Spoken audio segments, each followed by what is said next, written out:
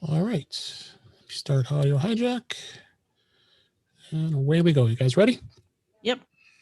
All right, let's do this. In 5, 4, 3.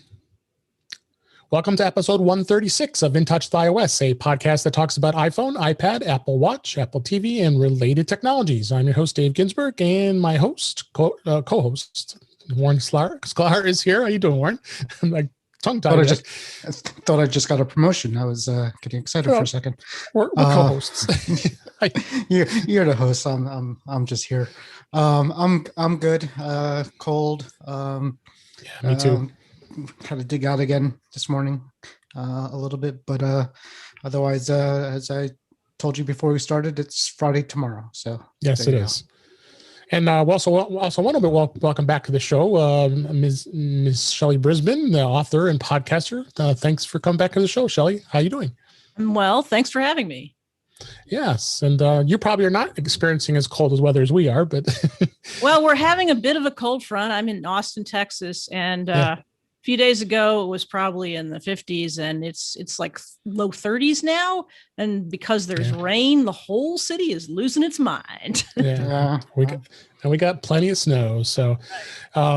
So we got a good show for you this week. Of course, Shelley has a great book, iOS Access for All. We're going to talk about that and accessibility, as well as lots of news stories and a little bit of focus on accessibility this week. So why not we just jump right in and talk about what's going on this week in the world of Apple. First story caught my eye. This is an Apple Insider. More than 100 million people are wearing the Apple Watch, an analyst says. Apple Watch crossed an important threshold in December where wearable hit an installed user base of over 100 million, according to statistics, of course, compiled by an analyst. In the research published by this website, they estimate the adoption is accelerating, which I'm not surprised. About 30 million users embracing the platform in 2020. This figure almost surpasses the number of new Apple Watch users in the last 4 years combined.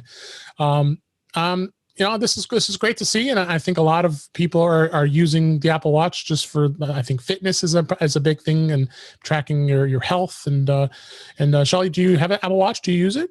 I do. I don't wear it every single day, but I do have one, and I like it. I was a relatively late adopter. I got a Series 4 after the Series 5s came out because I got a deal.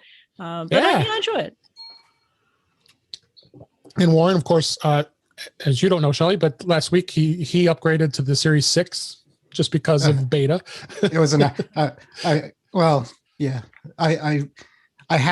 put the beta on, and I had the unlock with the mask thing working, and then I broke it, and then I couldn't get it working again, so I wanted to watch. But that's the story of that. But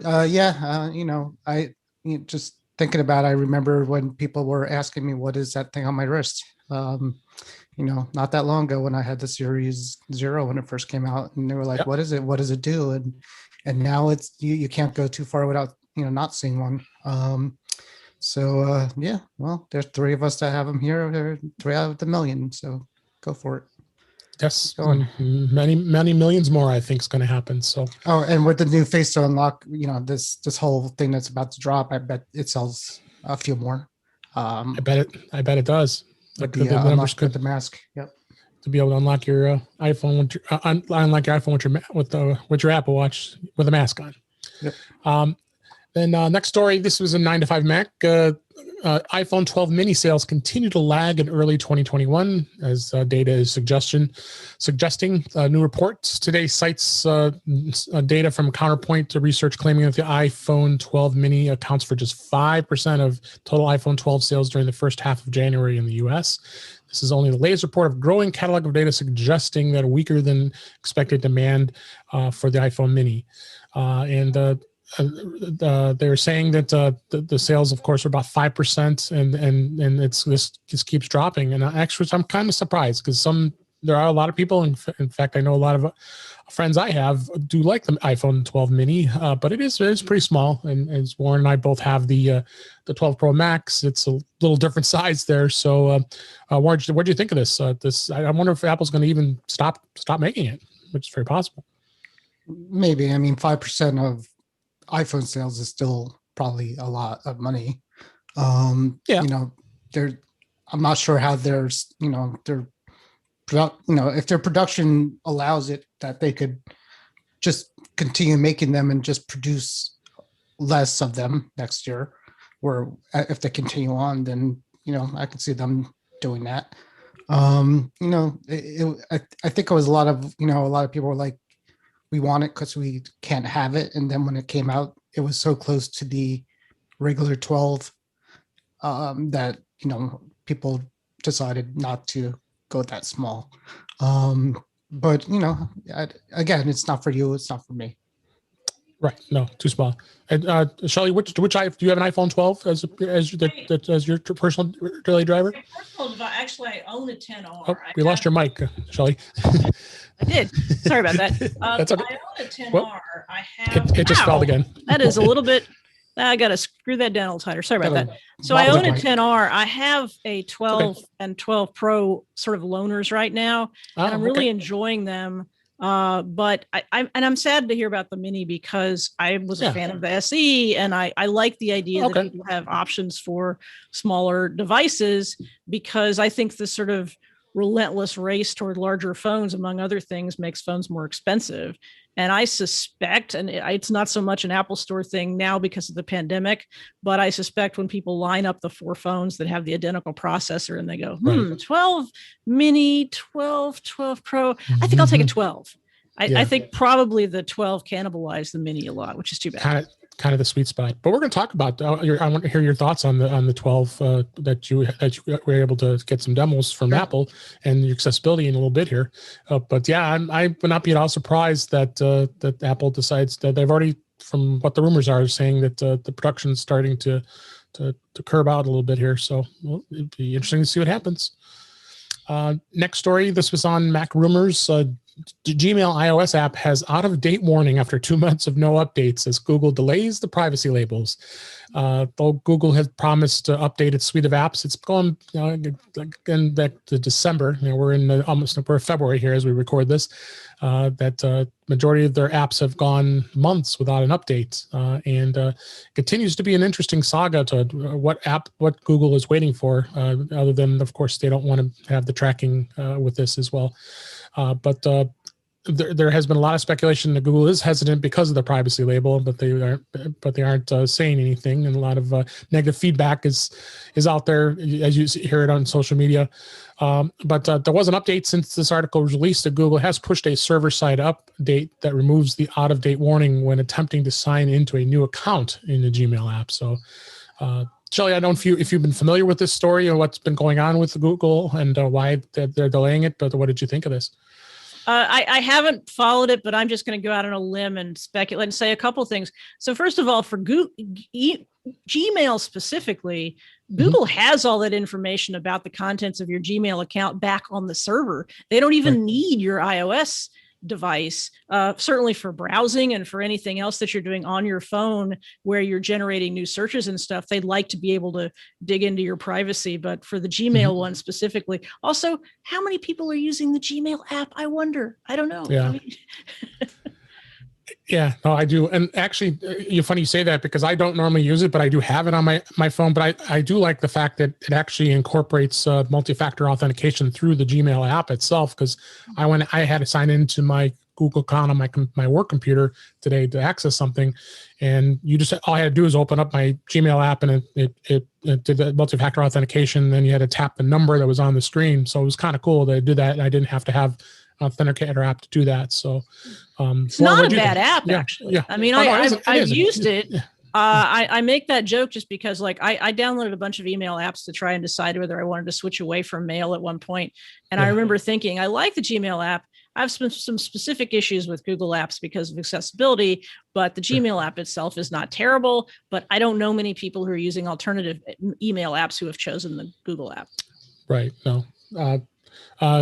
I believe our friend Chuck Joyner does use the Gmail app. I think he likes it as his full-time daily driver. Well, there you go. Good to know. So if I recall, Warren, what'd you think of this? This continues the saga with this privacy craziness. I don't use a Gmail app. I do have a Gmail as one of my accounts. I do use the Google app. It's basically it opens up a Google search. thing, and then I actually use it more than if I'm looking for something. I don't ask Siri because she doesn't know anything. So I'll go on to this Google app. I'll go on to the Google app, and it actually works pretty well for me.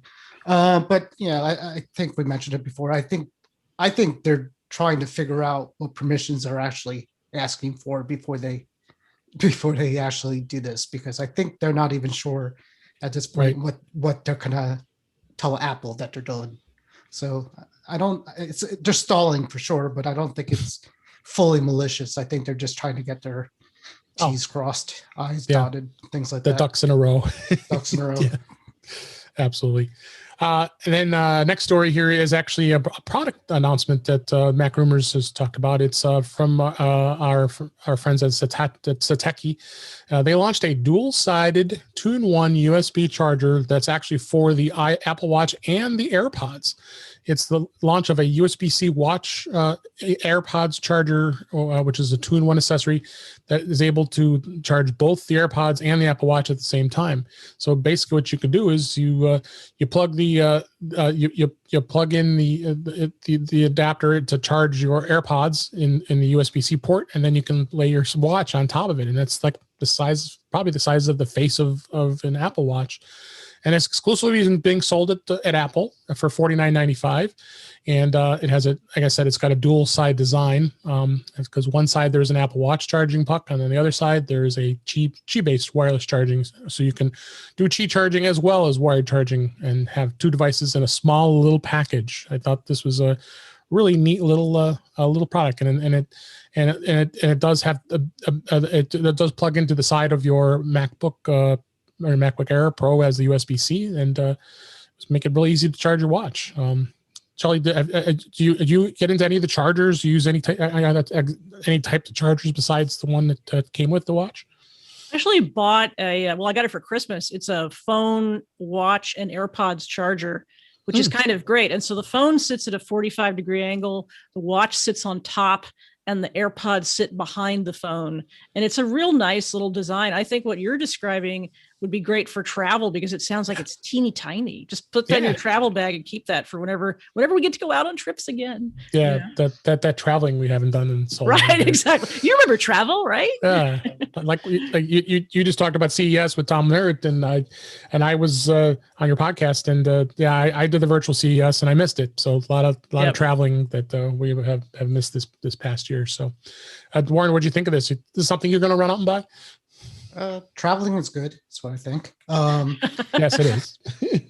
I saw this. I thought about getting it, but I actually have this in two forms. I mean, I have both of these things separated.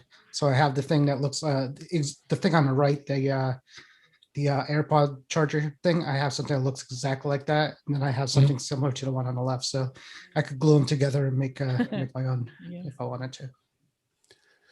All right, and then a couple stories about Apple TV and apps related to Apple TV 9 to 5 Mac here. CBS and Showtime, which they had a bundle, is going to be no longer available through the Apple TV app ahead of the Paramount Plus launch.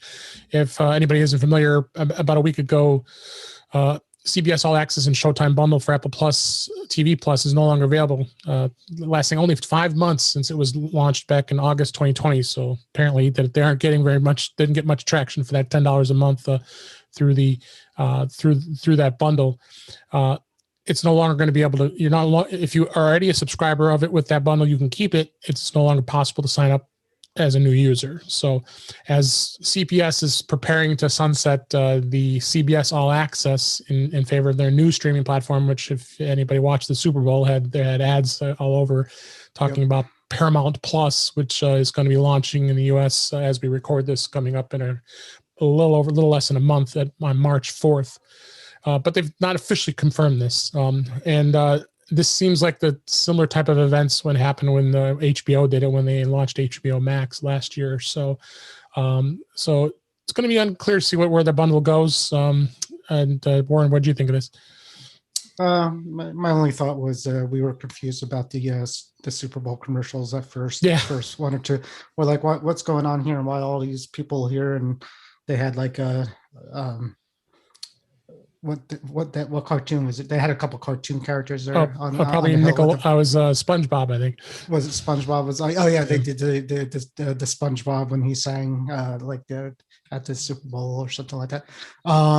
Yeah, I mean, I don't know what the service is going to have on it, but what is it? It's basically CBS and Showtime. CBS All Access, and then the movies, and probably expanding more of the Paramount, because they have the whole Paramount catalog. So yeah, and then all the Paramount Network, which used to be Spike TV, if I remember correctly, a while back. It's getting old. All these all these changes, streaming services is getting old. That's what I think. Shelley, do you subscribe to any of these types of streaming services, or did you have CBS All Access? I go back and forth. I'm one of these people who will subscribe for a couple of months and then switch away from it, because I've had CBS All Access. I would like, okay, I'm going to watch some Star Trek for a while, and then that's what I did. Right. And I can't tell you the name of a show on Showtime. I mean, I'm sure there are some and that they're lovely, but I can't tell you. And the thing about Paramount, I'm a back catalog person. I love old movies. And honestly, there's a lot of back catalog in Paramount that has not seen the light of day up to now. And I would only be excited about this service if they said, you know what, all that pre-1949 stuff, I love old stuff, will see the light of day. But to be honest, given the number of bundles that are out there, the number of streaming services rather that are just bundling content and basically saying, you're going to have to, the price of entry is going to be something like $10 to $20 a month. It's just, I don't know how they're all going to survive. And the problem is, if they don't all survive, there's going to be a lot of great content out there that's going to be hard to find. And I feel like that's what's going to happen next, is that we're just going to be like, okay, if we don't buy all of them, something's going to die. And then where's all that stuff going to go? And I don't know. And No, I agree with you. I mean, like HBO Max, they had the TCM catalog of all the old movies on there too. So yeah. So they don't have all of them. See, that's right. Right, but that's the point. Like, you have a service like that, and you rotate back catalog stuff in and out, and you use the most popular stuff to attract audience, which makes total sense. But they don't have any interest in making a complete catalog available, which, as a movie nerd, is what I want. There you go. And then the other story that fed right into that too was the third generation Apple TV, which we know is losing lots of support as of late. Last week we talked about YouTube is no longer going to be on there. You're going to have to AirPlay. I think the same thing's going to happen to the CBS All Access transition. They're no longer going to have an app that's automatically on that device anymore, since as everybody knows, the Apple TV third gen is got fixed apps. You don't have an app store like you do on the fourth and the 4K version. So you'll start seeing pop-ups that you won't be able to log into that app anymore, and it will be stopped being available as soon as it's released in March. So you'll be doing lots of AirPlay on the Apple TV third gen, I think, pretty soon here. Then it'll become a brick, and who knows, probably soon after that. What do you think, Warren? I'm surprised nobody's hacked it or jailbroke it yet, because remember the first Apple TV, the first gen was big, and even after the second and third were out, people are still buying that first gen because it's like it had a hard drive and you could actually do things with it. So I'm surprised nobody's figured out a way into that thing at this point, because again, they're just going to turn into bricks or cheap AirPlay devices. At this point. I think I have 3 laying around my house. I got at least unplugged. 2. I don't know what they're doing, but I could probably use them for something. I just don't know what yet. Yeah. You use Apple TV, Shelley, and then do you have those devices? I never had a third gen one. I have a fourth generation one, which I use on occasion. I mean, I feel bad for anybody who has a third generation one and who hasn't wanted to upgrade. I can't see that there's much point in hacking a device that old. I think you just switch to another platform, especially since Apple content, if that's what you're interested in, is available other places, and even AirPlay. There's smart TVs now, they're getting AirPlay. It's like, what's the point of the old Apple TV? And we're starting to get to the point of what's the point of an Apple TV device, because Apple finally figured out that they had to open up. And there's certain things I like about the Apple TV interface, that not the third generation one, because it doesn't support apps and doesn't have the same, level of accessibility and stuff. But that platform overall feels like it's going to have to change and grow and maybe even go away at some point. Now, does the Apple TV? Do you find that it has Apple done a good job with accessibility on the newer generation? Generally speaking, I mean they do. It's a little, there are weird things about it. The main issue with accessibility on the Apple TV is the accessibility within apps.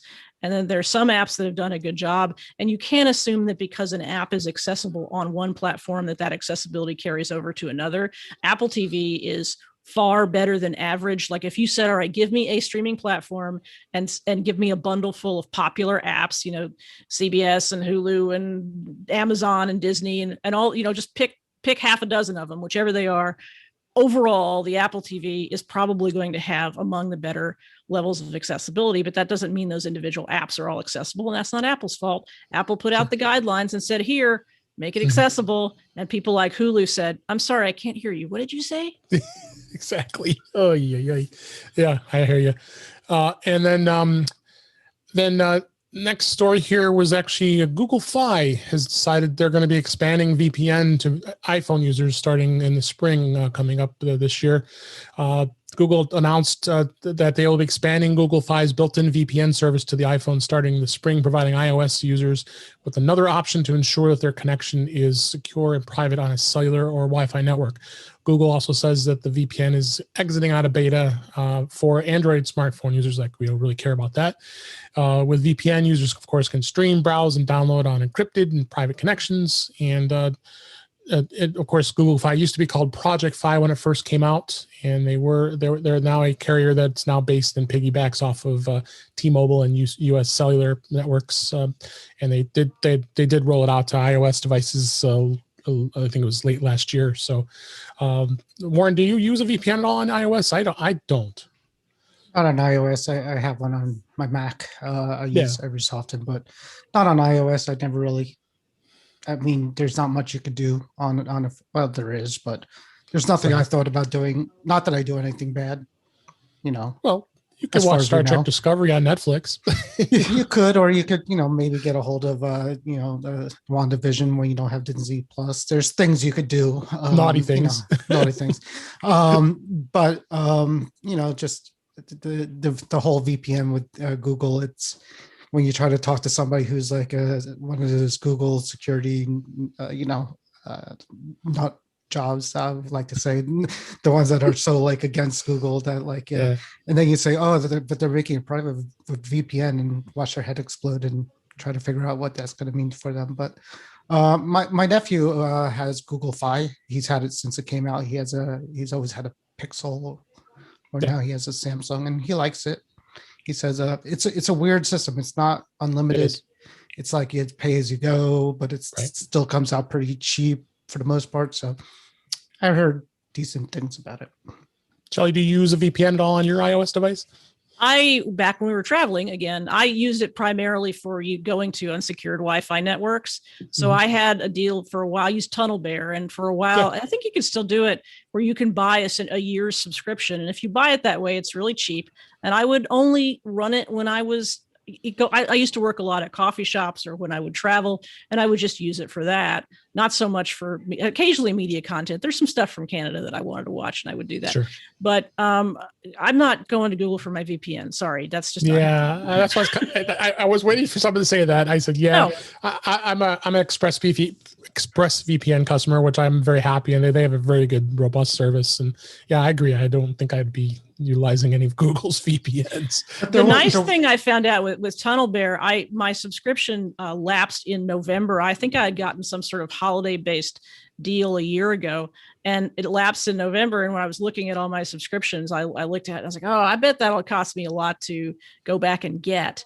But the deal is still the same, and my account is just sort of sitting there parked waiting. So at some point, if I'm ever able to, go work in coffee shops again, I'll just turn it back on and I'll get that same deal. Yeah, exactly. I hope I will.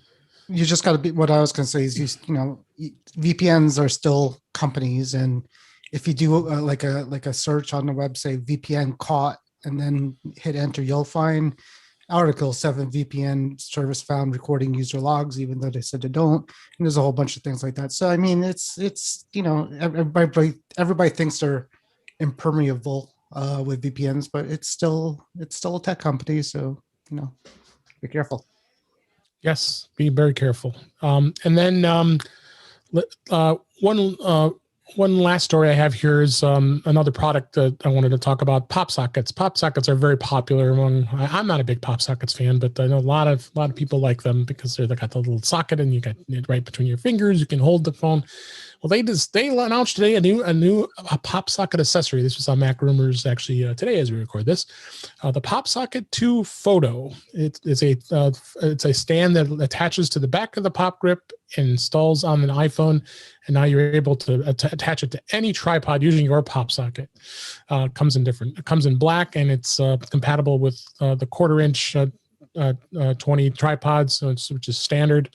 And they make, of course, a wider range of other accessories. I'm not a pop socket user. I know you're not, Warren, right? I went through a pop socket phase about 2 years ago where I had a bunch of them.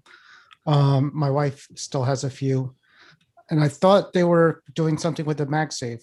Did they ever come out with the MagSafe pots? Yes, pop sockets? I believe they did. Yeah, because they've got an actual Qi charger that actually has the indentation that allows you to put the iPhone into there so it charges. So it charges. Yeah, I might look at that. And I saw the product here with the tripod.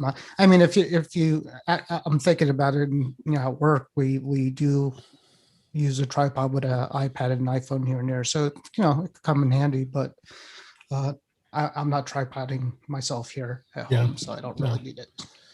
I hear you. Shelley, you don't use a pop socket on your phone, do you? I don't. I like the idea of the tripod. I can think of several uses. Zoom calls, certainly. I probably wouldn't work for a phone because I use an iPad for this, but I like teleprompter apps on the iPad. So sometimes when I'm reading, sometimes when I'm on a podcast or a radio show or something like that, I have to read a script. And so I like to hang the iPad or tripod it or put it high up in some way.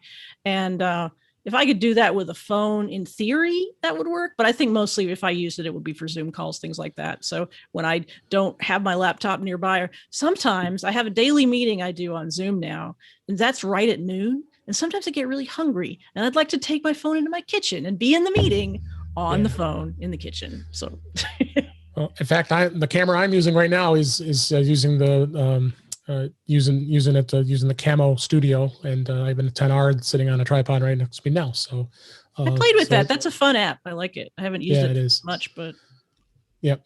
So let's go ahead. That's the stories for this week. Let's go into our weekly topic on beta. Beta this week is still at iOS 14.5, beta 1. I didn't see much changes, but there were a lot of settings changes that we found out this week, including Siri setting that allows iOS beta users to set their default music streaming service.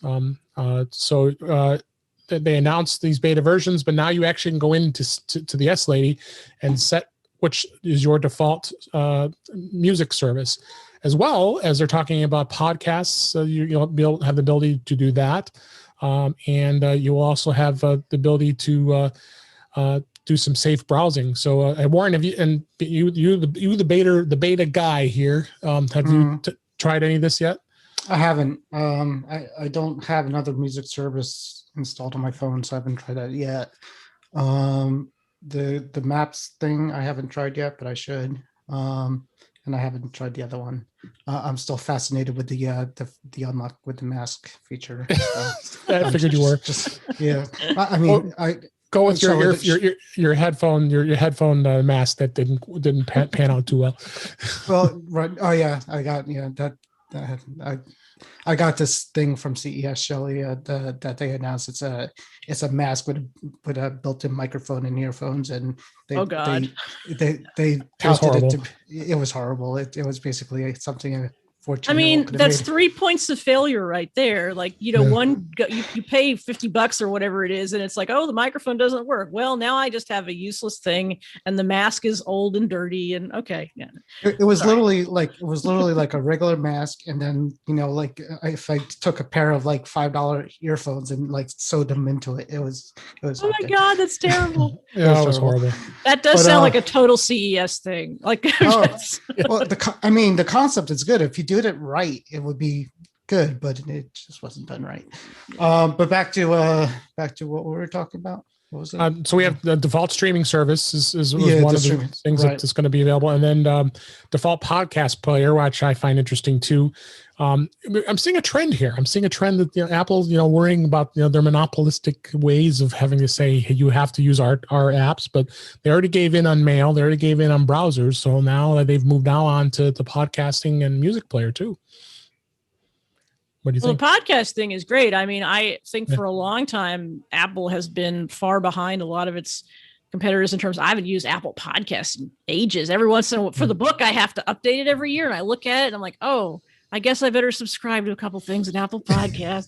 And then I get rid of it as quickly as I can. The music thing I like. I switch back.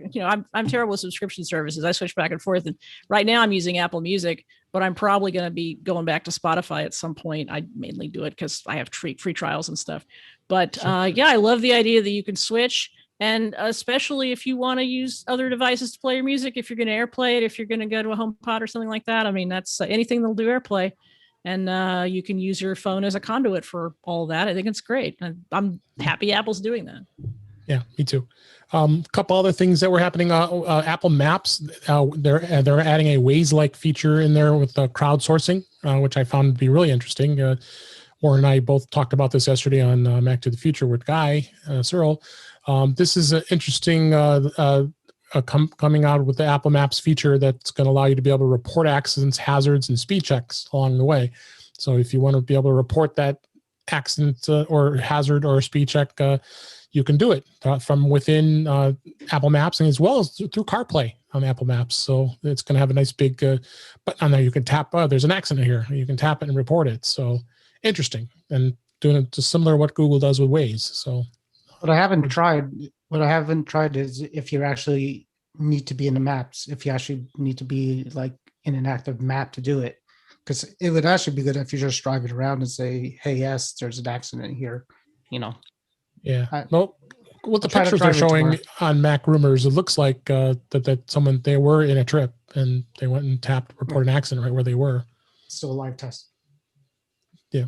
There's an most of the time you're probably not navigating with maps. If you're in your own hometown, you're not navigating, right? So you don't even have it open. Okay, sending report. Yeah. And it just open up maps. So you don't even, I don't know. Is that bad if they're going to be mad that there's an accident in my house? Now you cause trouble. So you do not have to be in a Maps app. If you're driving somewhere and you see traffic or an accident, you just say, hey, there's an accident. And she opened up Maps and marked it. One other thing that people were up in arms with this past week was YouTube's website. Picture-in-picture works again in iOS 14.5 beta because, everybody is freaking out anytime you can't do picture-in-picture with YouTube when you're watching a video. So apparently it broke for a bit and then now it's working again. So let's hope YouTube keeps that working because that's been an on again and off again problem with the picture-in-picture, especially if you're not a premium subscriber, which I am.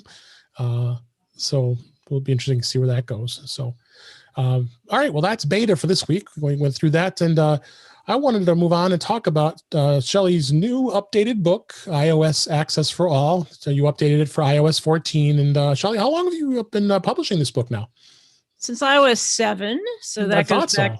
That goes back to 2014. It's funny because the way it happened, iOS 6 was still a thing. And I thought I'm going to do a version for iOS 6 really quick. And then when iOS 7 comes out, how big of an update could that be? That's not going to, it's iOS 7. There's a lot.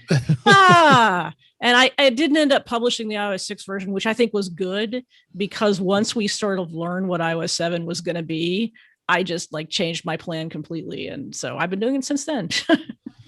No, it's an awesome book, and I look forward to talking to you. You first time on the show last year, and I'm going to look forward every year after that because you just have some amazing updates on it.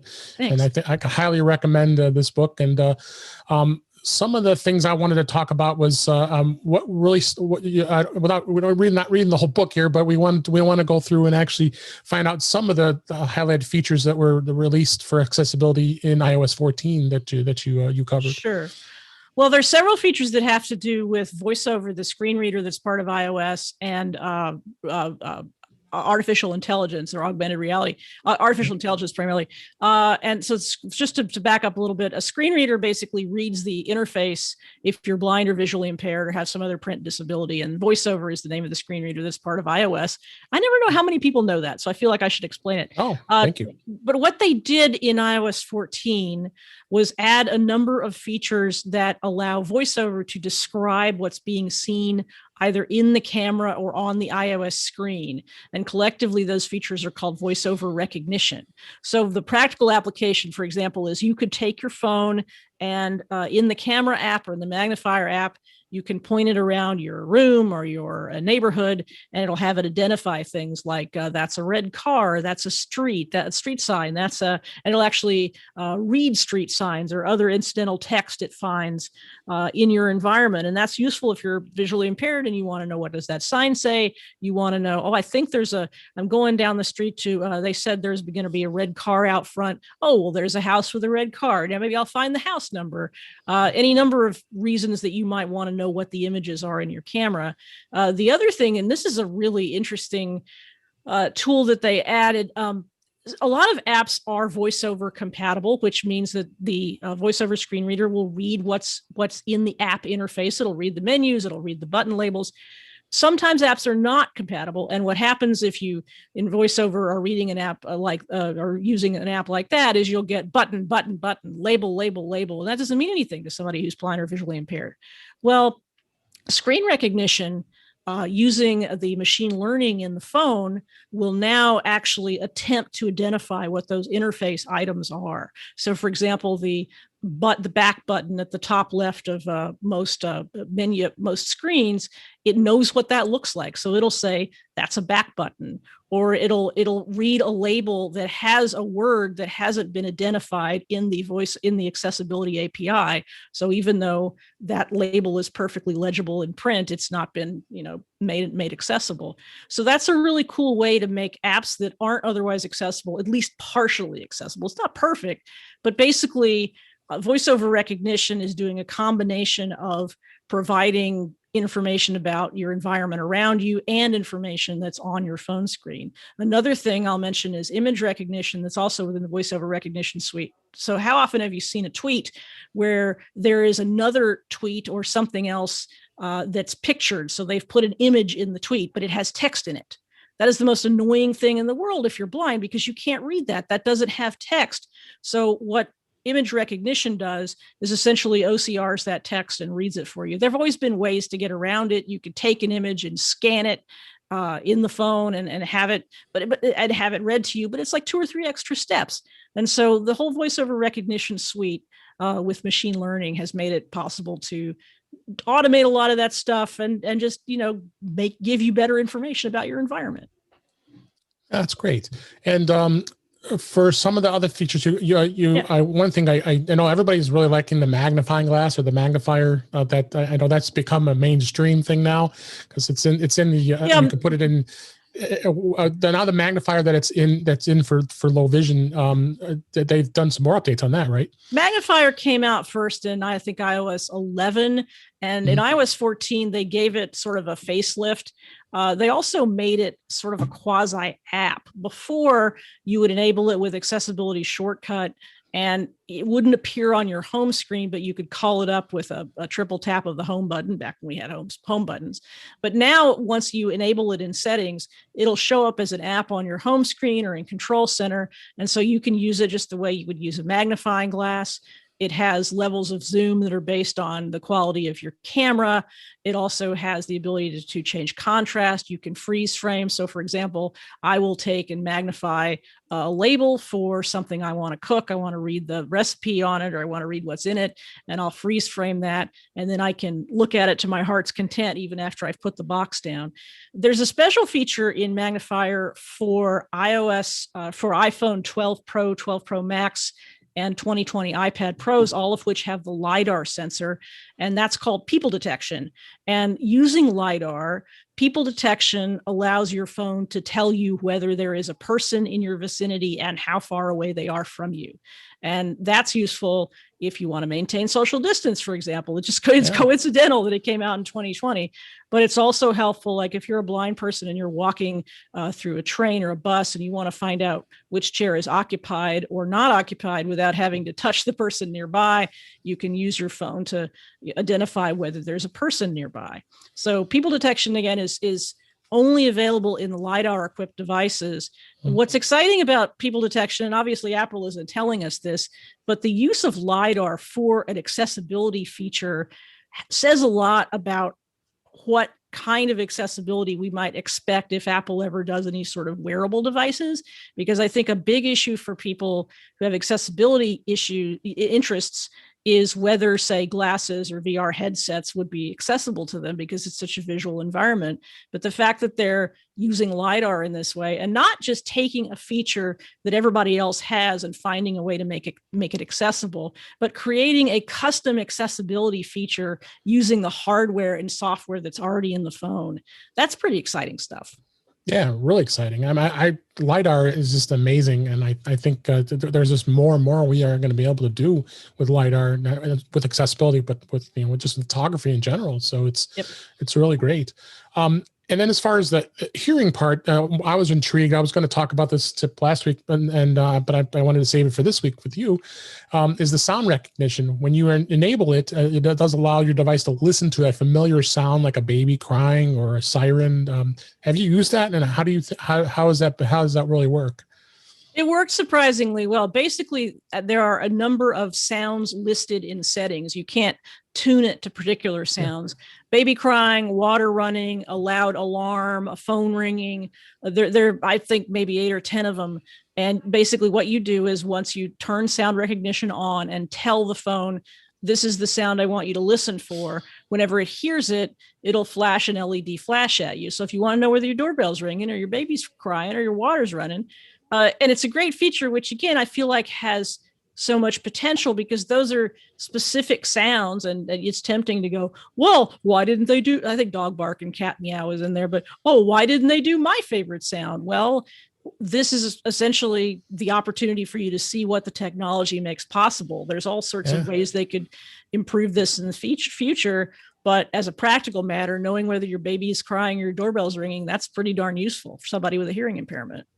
Yeah.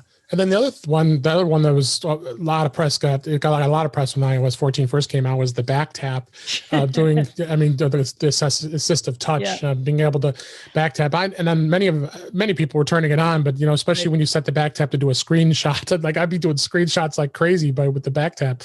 How is that, as far as the physical and motor part of accessibility helped people with that? Well, that's what's funny because back tap is, I'll say a couple things about it. It really did capture the mainstream's attention. Really and the way I used it when I was working on the book, I used a triple tap for I think I had a shortcut connected to a triple tap that I don't think I had it taking the picture. I think it had it taking the picture on screen and doing something to it because I was using files and moving it to iCloud Drive and getting it ready to put in the book or something like that. I forget exactly what shortcut I had, and then my double tap, because I use both dark mode and smart invert colors because it's easier for me to work with the phone when the screen is dark and the text is light. And that's my double tap. But as far as how it's used by people who actually have a motor disability, it's kind of an interesting thing because it's not intuitive that the most easy thing to do would be to take your finger and tap kind of hard on the back of your phone, because people with motor touch disabilities often have difficulty touching the phone with sufficient force to cause a gesture to happen. And there are other features like with assistive touch and with switches and touch accommodation that actually account for that and accommodate for that. And so I think back tap is mostly about being able to hold your phone in such a way that finger that's naturally behind the phone gets to do something, gets to do the gesture, even if the finger in front of the phone, even if you moved your other hand around and were trying to do a gesture, you might have difficulty with it. And it also, it's a little bit of a proof of concept too, because there are a couple of other features buried within accessibility that do the same sort of thing. For example, you can create your own voiceover gesture that will do any command you give to it, whether it be a shortcut or whether it be taking a screenshot. So I can make up my own little voiceover gesture and, swipe down to the left on my phone, or quadruple tap with 5 fingers, or whatever, any gesture that's available to me that's not used for something else.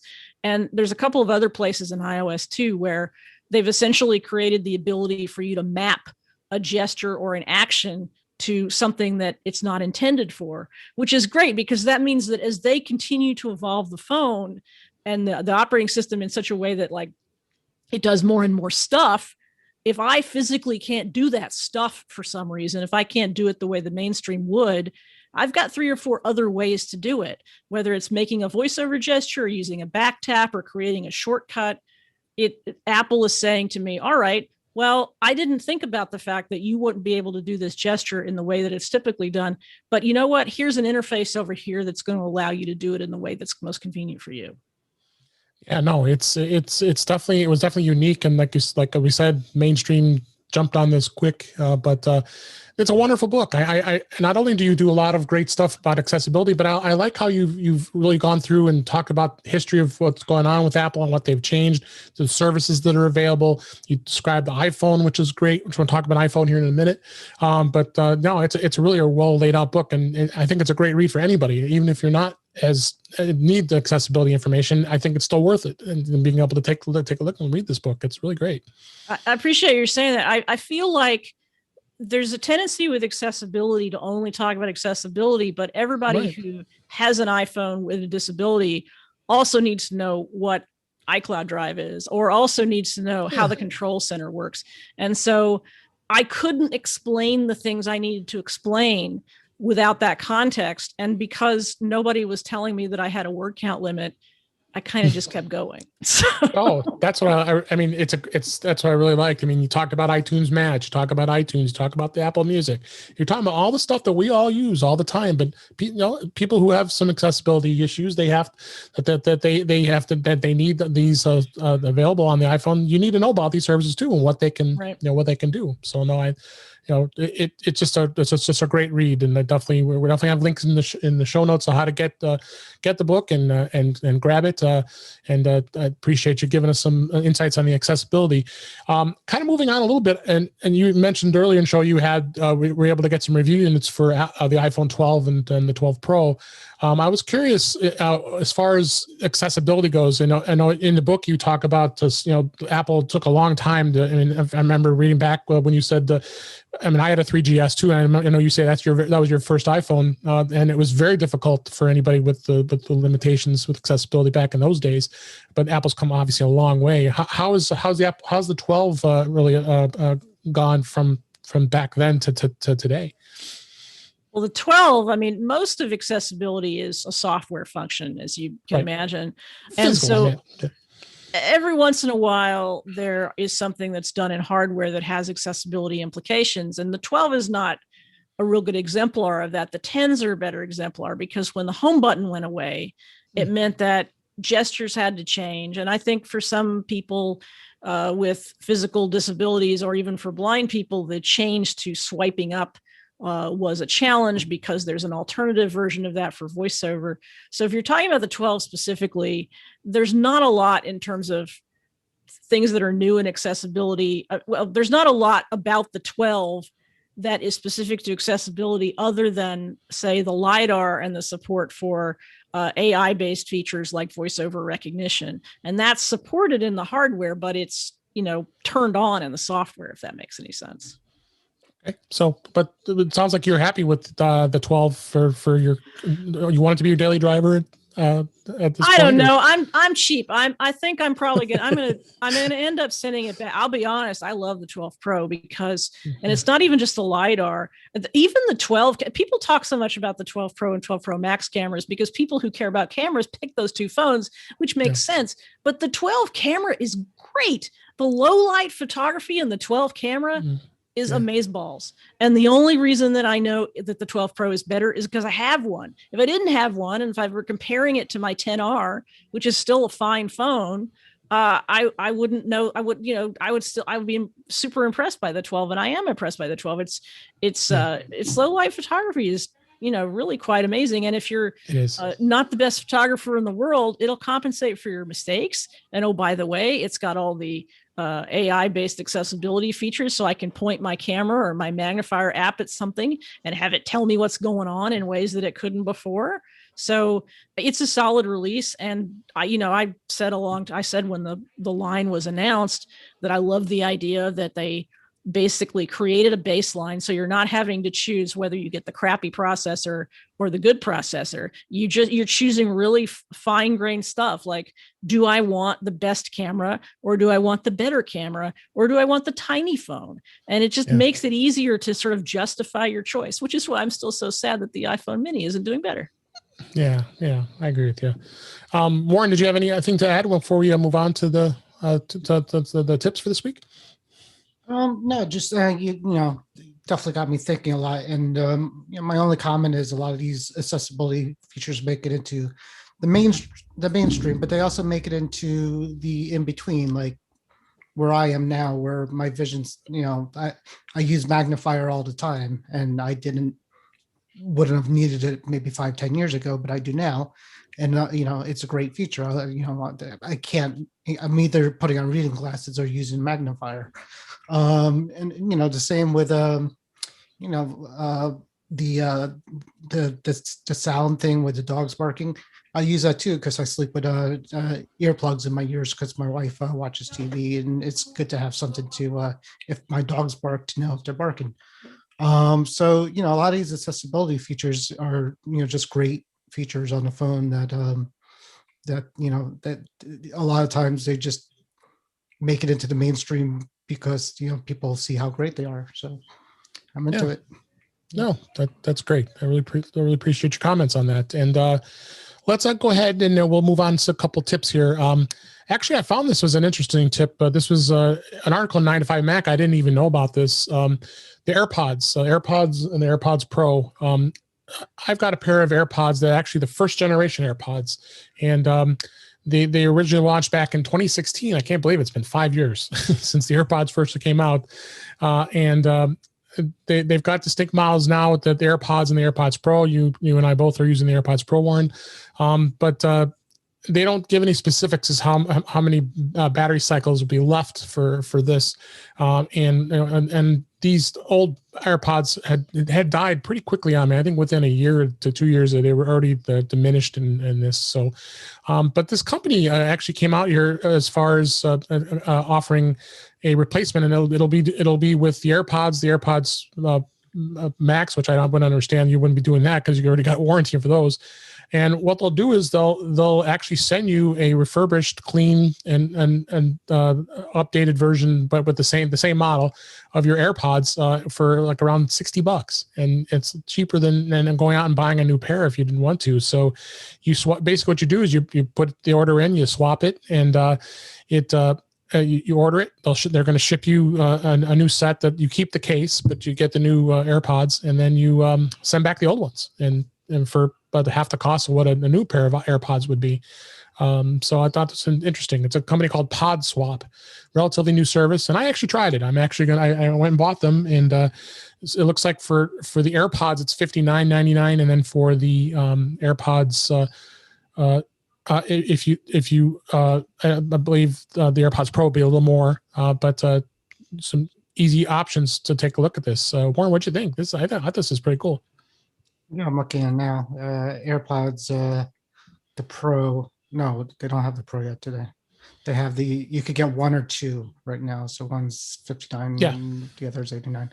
Yeah, I mean, I think I might have a pair of old ones lying around. I might go ahead and revive them if possible. I just decided to do it. I said I thought this would be great. Like with shipping and everything, it's like around $64 in tax, of course. Yeah, it's not bad as long as you're not getting a dirty pair, and Yeah, but they're gonna get my dirty pair.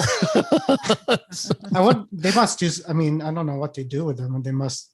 I guess they. I don't know. Maybe they refurbish them or throw them away, but who cares? Yeah, very cool. Shelley, do you use AirPods at all? I do. I have second generation original AirPods. I also have a first generation pair that died, and I would want to investigate more about how long these things would last. but I have a niece that loves everything Apple. And if I could get her a pair of AirPods for $60, she'd be pretty happy with me. Yeah. Oh, She's graduating high school this year. And I can't afford an Apple Watch for her, but maybe some AirPods. Yeah, that might just be a cool thing. So check it out. We have links in the show notes for that. A couple other things I want to mention. I did this as part of tips, actually. The Chrome OS for iOS, Chrome browser for iOS is now testing locking your incognito tabs with Touch and Face ID. While Chrome for iOS hasn't seen a update, just like the rest of it we talked about earlier, the Chrome is going to let you lock the incognito tabs, so they'll be blurred in a tab switcher until you confirm that it's you using a Touch or Face ID. Google's calling it a way to add more security as you multitask across apps. This is also useful for someone using either an iPhone or an iPad to perform a new search. And they give a hypothetical scenario for this. And so this is interesting to see what they're doing with this and adding these types of features. What'd you think of this? I thought this was interesting. The first thing I learned is how to close out all my tabs when I'm going exactly. So this is not needed for me. I know how to close out my tabs, but I guess if you're doing something that you don't want to be doing and you don't know how to close your tabs out, then yeah, it's a good idea. The iPhone blur, it's weird because the iPhone will blur some things automatically and some things it doesn't. So it kind of knows. You notice that, like if it's a bank app, it knows how to blur it when it's switching between apps, and some things it knows and something about that. Anyways, yeah, it's cool. Why not? Shelley, do you use a Chrome browser at all?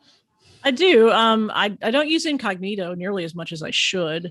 This is probably not something I'd end up using, but the reason I use Chrome is I like the ability to, and I know you can do it with Safari and iCloud, but I like the ability to sync bookmarks across not only Macs and phones, but every other machine I might come across. And so I use Chrome for that reason, not so much on iOS, but I mean, it's a good feature. I'm glad they're adding stuff like that. Sounds like a good idea.